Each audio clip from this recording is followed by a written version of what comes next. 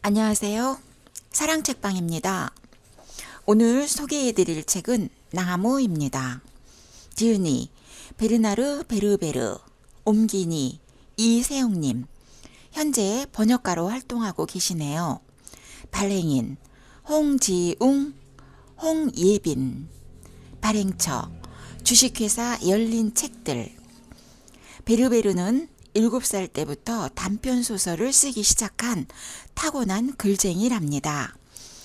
나무는 출간된 후 곧바로 베스트셀러 1위에 올라 베르베르의 인기를 증명한 작품입니다. 번득이는 착상과 예기치 않는 결말이 돋보이는 이야기들. 베르베르의 가치를 다시 한번 느낄 수 있게 하는 책입니다. 이 책에 담겨 있는 것은 18편의 이야기보다는 베르베르 나름의 진지한 질문과 대답이라고 할 수 있습니다. 저는 투명 피부를 읽겠습니다. 편안한 시간 되십시오. 투명 피부. 그 일이 있기 몇 년 전부터 나는 생체를 투명하게 만드는 문제에 관해 연구하고 있었다. 그것은 우리 유전학 연구소에서 행하던 연구 활동의 일환이었다. 나는 우선 속이 환히 보이는 일부 식물들로부터 그런 투명성에 관여하는 유전암호를 밝혀냈다. 우리는 자연 속에서 예컨대 바닷말에서 그런 암호를 발견할 수 있다. 나는 색소 형성에 영향을 미치는 유전자 배열을 다른 식물에 도입하여 투명한 장미와 투명한 살구나무와 투명한 참나무를 만들어냈다. 그리고 나서 나는 동물을 상대로 연구를 계속했다. 이번에는 글래시피쉬 같은 열대에서 찾아볼 수 있는 투명성이 DNA의 어떠한 염기 서열에서 나오는지를 알아냈다. 그것을 바탕으로 재조합된 유전자를 개구리의 세포에게 도입함으로써 살갗과 근육이 투명한 개구리를 얻었다. 혈관과 내장과 뼈가 보이는 개구리였다. 그 다음에는 투명한 쥐를 만들어냈다.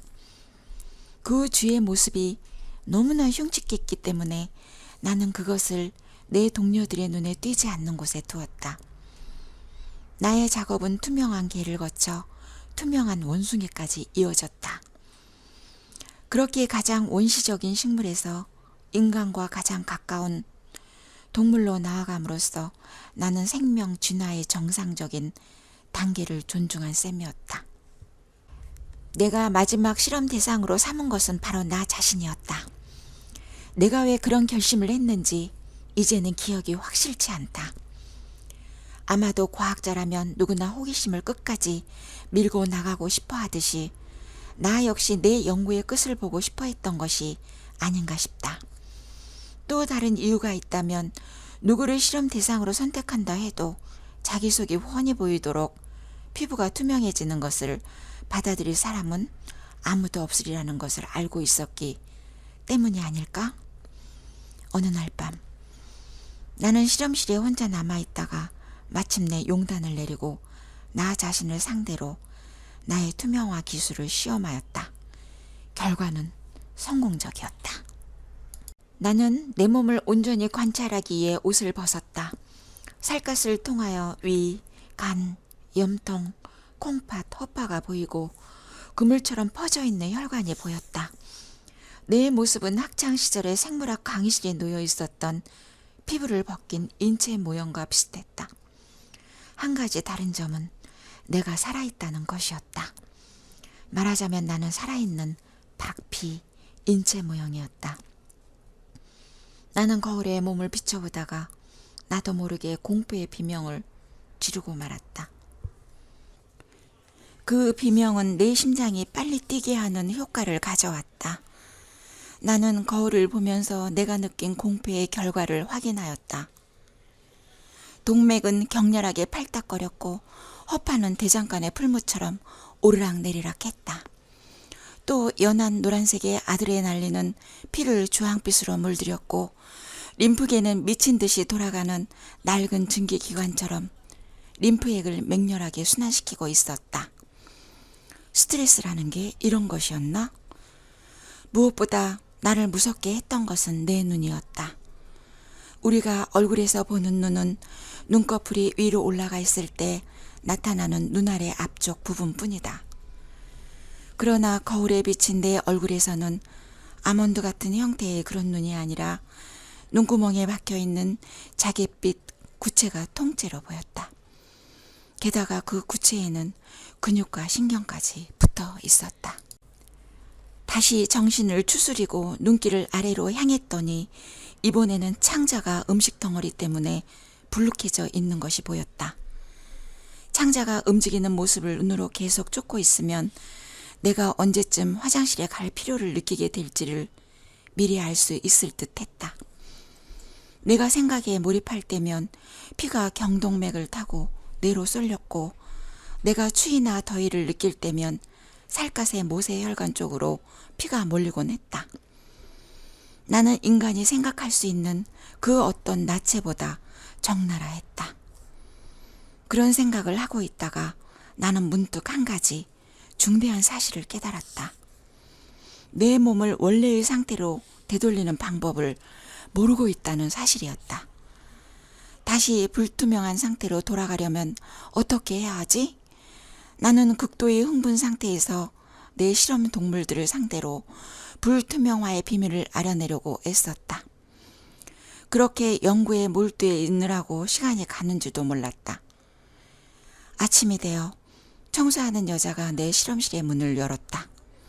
그녀는 나를 보자마자 기절해버렸다. 나는 동료들이 와서 청소부와 똑같은 변을 당하기 전에 어서 나가야 한다고 생각했다. 그들에게 이 일을 어떻게 설명한단 말인가? 비닐처럼 투명한 거죽 속에서 장기들이 팔떡거리고 있는 이 기괴한 형상이 바로 나라는 것을 어떻게 설명할 수 있단 말인가? 우선 외투의 깃을 잔뜩 올리고 검은 안경을 끼는 둥 머리부터 발끝까지 가릴 수 있는 건 다 가려야 한다는 생각이 들었다. 허버트 조지 웰스의 투명 인간처럼 말이다. 그래야 속이 들여다 보이는 내 모습을 보고 남들이 기절하는 것을 막을 수 있을 터였다. 나는 속옷 따위는 버려두고 서둘러 외투를 걸쳤다. 다른 부위들은 그런 대로 가려졌는데 두 뺨이 문제였다. 마침 청소부의 화장품 주머니에 파운데이션이 있었다. 나는 그것으로 남은 문제를 해결했다. 인기척이 들려왔다. 사람들이 오고 있었다. 나는 서둘러 밖으로 나갔다. 지하철역에서 웬 젊은 불량배가 나에게 잭 나이프를 들이댔다. 주위의 승객들은 아무런 관여도 하지 않고 그냥 바라보고만 있었다. 그런 공격은 재수 없으면 누구에게나 있을 수 있는 일 정도로만 여기는 것 같았다. 나는 내 목숨을 구하기 위한 반사적 행동으로 외투를 활짝 열어 젖혔다. 나를 공격하던 자는 내 알몸 정도가 아니라 한창 팔딱거리고 있던 내 혈관과 대부분의 장기를 보았으리라. 그는 비틀거리다가 스르르 허물어져 버렸다. 그러자 구경꾼들이 그를 도우러 와서는 나를 이상한 눈으로 바라보았다. 이렇듯 세상은 거꾸로 돌아가고 있다. 사람들은 누가 폭력을 당하는 광경은 견뎌내지만 어떤 사람이 자기들과 다르다는 것은 참지 못한다. 구경꾼들은 공격당한 나를 돕기보다 공격자를 보살피는 데 더 신경을 쓰고 있었다. 문득 그들에게도 나의 기이한 모습을 드러내고 싶은 욕구가 일었다. 그들의 반응은 턱없이 과도했다.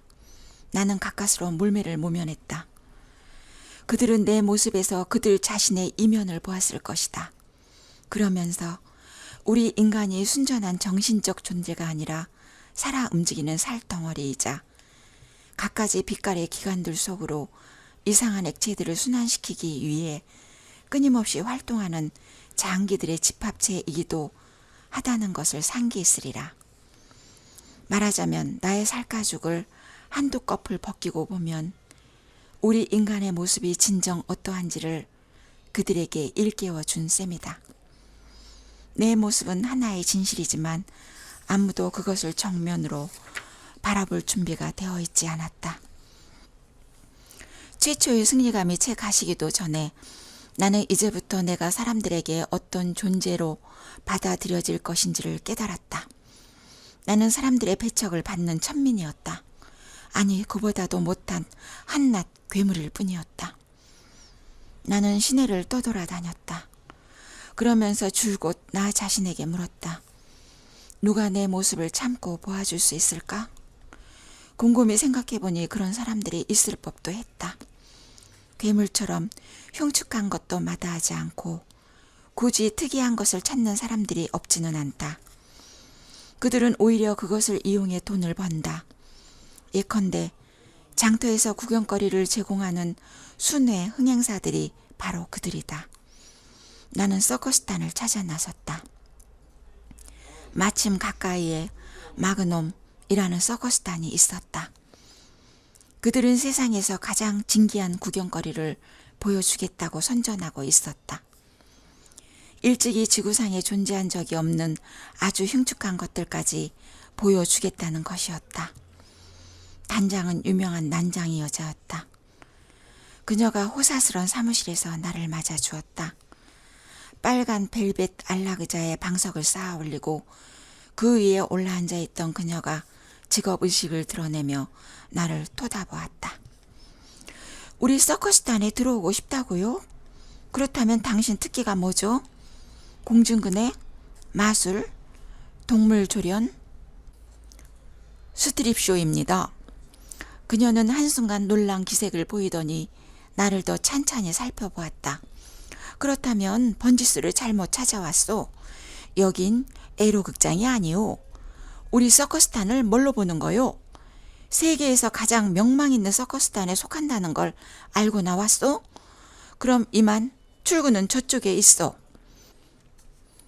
말로 100번 설명하는 것보다 한 번 보여주는 게 낫겠다 싶어서 나는 얼른 오른손에 장갑을 벗고 마치 악수라도 하려는 것처럼 손을 내밀었다. 그녀는 아무 말 없이 안락 의자의 방석 더미에서 뛰어내리더니 내 손을 잡고 천장의 네온등을 향해 들어 올렸다. 그녀는 소정맥들을 한참 살펴보았다. 실타래처럼 복잡하게 얽힌 채 손가락 끄트머리로 가면서 점점 가늘어지는 소정맥들의 모습이 마냥 신기한 모양이었다. 손뿐만 아니라 온몸이 다 이렇습니다. 온몸이? 당신 화성에서 온 거요? 뭐요? 나는 화성인이 아닙니다. 여느 지구인과 하나도 다를 바 없는 사람이었고 동료들로부터 높이 평가받는 과학자이기도 했습니다. 하지만 내 마지막 실험을 너무나 성공적으로 끝내는 바람에 이렇게 되었습니다. 단장은 내 심장 박동의 리듬에 따라 피가 들고 나는 것을 계속 관찰하였다. 이제껏 특이한 사람들을 적지 않게 만났지만 당신 같은 사람은 아직 본 적이 없어요. 잠깐 기다려요. 우리의 새로운 흥행물을 다른 단원들에게도 보여주어야겠어. 그녀는 큰 소리로 단원들을 불러 모았다. 팔다리가 없는 통나무 인간, 공중근해 고개사, 지구상에서 가장 뚱뚱한 사나이, 샴 쌍둥이 자매, 칼을 삼키는 남자, 벼룩 조련사 등 모두가 단장의 사무실로 모여들었다. 통나무 인간이 먼저 한마디를 했다. 그거 참, 간이 이렇게 클 줄 몰랐네. 간이 콩알만 해진다는 말은 여간한 흰소리가 아니로구먼. 여기 콩바디에 있는 이 분비샘이 부신이라는 건가? 단장이 그렇게 물었다. 지구상에서 가장 뚱뚱한 사나이도 호기심을 드러냈다. 에게게, 콩팥이 이렇게 작은 거였나? 생긴 게 아주 우습네. 처음 보는 구경거리에 모두가 깊은 관심을 보이고 있었다.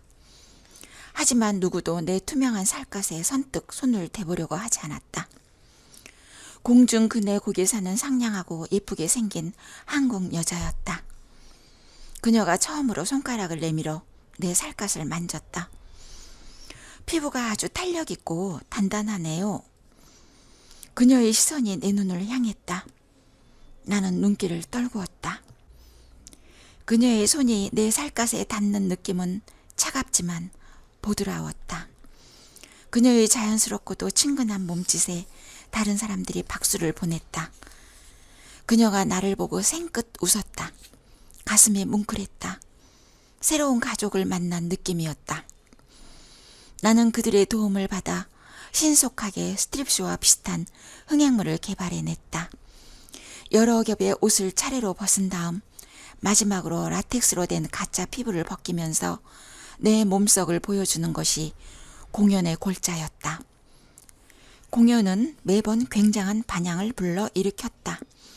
나체란 따지고 보면 인간이 가장 좋아하는 구경거리다. 몇 곱의 천으로 자신의 몸을 가리는 유일한 동물이라서 그런 구경거리를 좋아하는 것인지도 모를 일이다. 그런데 내 공연을 보는 관객들은 무대에서 떨어진 계단식 좌석에 앉아 있는 탓인지 별로 무서워하는 기색을 보이지 않았다. 오히려 나를 새로운 종류의 마술사로 여기면서 마술의 비밀을 알아내려고 했다. 눈속임 기술이 뛰어난 유명한 마술사들까지 내 공연을 보러 와서는 잊지도 않은 속임수를 찾아내려고 애를 썼다. 나는 나의 새로운 살가죽에 익숙해졌다. 그리고 나니 내 몸을 자세히 살펴보면서 연구하는 버릇까지 생겼다. 그 연구를 통해서 나는 몇 가지 현상들에 대한 내 나름의 설명들을 찾아냈다. 예컨대 나는 밤마다 배에 경련이 일어나는 듯한 이상한 느낌을 받곤 했는데 알고 보니 그 경련은 부신 때문에 생기는 것이었다. 이따금 나는 몇 시간씩 거울에 비친 뇌의 혈관들을 관찰하기로 했다. 어느 날 저녁 나는 내 몸의 비밀에 또다시 도전하기 위해 거울 앞에 앉아 몸의 손전등을 비춰보고 있었다. 그때 문득 나는 이런 생각을 했다. 진실보다 사람들을 더 불안하게 만드는 것은 없다. 특히 그 진실이 우리의 몸과 같은 개인적인 요소와 관계될 때는 더더욱 그러하다. 사실 우리는 우리 몸에 대해서 별로 잘 알지 못하며 진정으로 알고 싶어 하지도 않는다. 우리는 우리 몸을 하나의 기계 장치처럼 생각하기 일수다. 그래서 어쩌다 몸에 이상이 생기면 마치 고장난 기계를 수리공에게 가져가듯이 의사를 찾아간다. 그러면 의사는 이상한 이름이 붙은 묘한 빛깔의 알약으로 이런 증세를 치료한다. 인간이 진정으로 자신의 몸에 관심을 갖고 있다고 볼 수 있을까? 인간이 진정으로 자기 자신을 바라보고 싶어 한다고 말할 수 있을까? 만일 인류 전체가 살갗이 투명해지는 쪽으로 돌연변이를 일으킨다면 자신들의 몸에 대한 진지한 관심을 보이게 되지 않을까? 그런 생각을 하며 허파에 이리저리 손전등을 비추고 있는데 누가 내 분장실의 문을 두드렸다. 공중근의 고개를 하는 젊은 한국 여자였다. 그녀는 나를 자세히 관찰해도 되느냐고 물었다. 몸의 진실에 도전하겠다고 용단을 내린 사람이 처음으로 나타난 것이다. 그녀의 말이 끝나자마자 내 생식샘이 그득해졌다. 속이 환히 보이니 내 감정을 속일 수가 없었다. 그녀는 짐짓 그것을 눈치채지 못한 척하며 손전등을 들고 내 몫의 한 부위를 비췄다. 자기 목의 해당 부위가 자꾸 아파서 이유가 무엇인지 알아보려는 것이라고 했다. 한참을 들여다보다가 그녀가 말했다. 아, 이제 아픈 이유를 알겠어요. 그녀는 동굴 탐사라도 하듯 내 몸을 계속 비춰보았다. 손전등 불빛이 내 등을 비췄다. 나는 눈길을 떨구었다. 일찍이 어느 누구도 그렇게까지 나에게 관심을 보인 적이 없었다. 나 자신조차 뒤에서 본 내 모습이 어떤지 모르고 있었다. 뒤에서도 내 심장이나 간이 보일까? 그녀가 나가고 나면 거울을 2개 놓고 비춰보아야겠다. 그녀는 등을 살펴보고 다시 내 앞으로 오더니 나에게 입을 맞추었다. 나는 불안한 마음으로 물었다. 내 모습이 혐오스럽지 않나요? 그녀가 생긋 웃었다. 지금은 당신뿐이지만 언젠가는 피부가 투명하게 변한 사람들이 더 나올지도 몰라요. 그런 사람들이 또 생길까봐 걱정이 돼요? 아니요, 변화는 두렵지 않아요. 정체와 거짓이 훨씬 더 나쁘죠.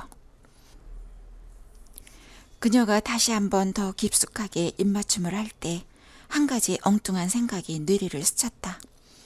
만일 우리가 결혼해서 자식을 낳는다면 그 아이들의 피부는 어떻게 될까? 나를 닮을까? 저희 엄마를 닮을까? 아니면 반은 나를 닮고 반은 저희 엄마를 닮을까? 오늘은 여기까지 읽겠습니다. 끝까지 들어주셔서 감사합니다.